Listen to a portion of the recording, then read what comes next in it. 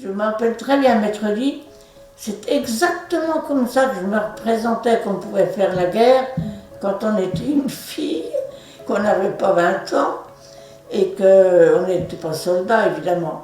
Étudiants ou même des personnes plus âgées, même des scolaires. Mais c'était impossible de prendre les trains. On sentait qu'il fallait faire quelque chose, c'était pas possible. Avec ces grands étendards qui pendaient avec la croix de avec la croix gammée dessus, les affiches en allemand ou bien des affiches de Vichy. Enfin, il fallait faire quelque chose. Nous avons commencé, mes sœurs et moi, à déchirer des affiches, à faire avec un petit bout de craie des croix de Lorraine sur les murs. Je sentais que c'était pas sérieux, qu'il y avait sûrement une organisation plus sérieuse, mais je cherchais à y rentrer, mais on ne savait pas comment faire.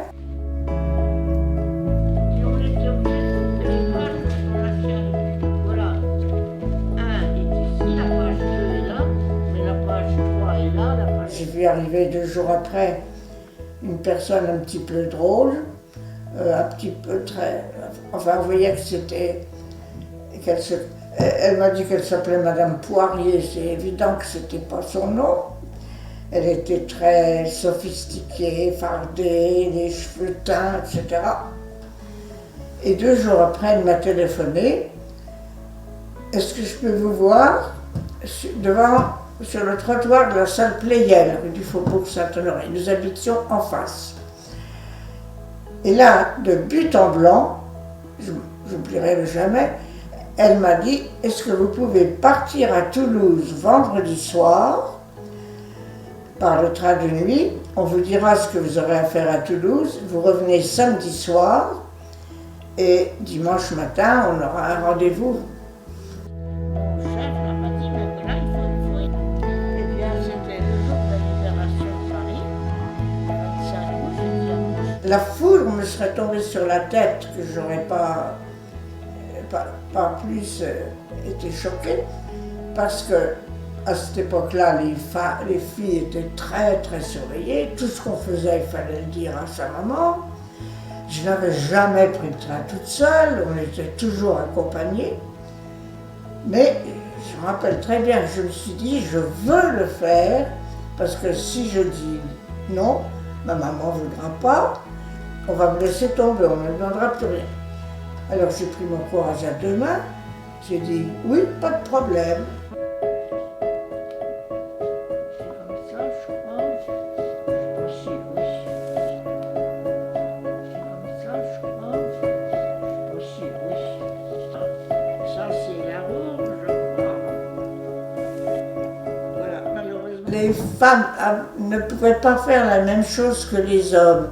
Les femmes étaient agents de liaison, convoyeuse pour des évadés. Il n'y a qu'une seule femme, Madeleine Fourcade, qui a été chef de réseau. Mais autrement, il n'y avait pas de chef de réseau femme. Les femmes avaient beaucoup d'avantages. D'abord, on ne les soupçonnait pas du tout. Les Allemands n'imaginaient pas que les femmes pouvaient faire de la clandestinité. Il y avait Germaine Tillon était aussi dans le réseau du... Les femmes facilement faisaient du charme et les Allemands y étaient très sensibles. Les Parisiennes, vous savez, c'était... Bon. Il y en a même qui restaient dans leur métier de mère de famille. Par exemple, je connais une dame, elle cachait sous le matelas de la voiture de bébé, de son petit bébé, elle cachait un paquet de journaux clandestins, et puis en le promenant, elle déposait un journal clandestin dans les boîtes aux lettres qu'elle rencontrait.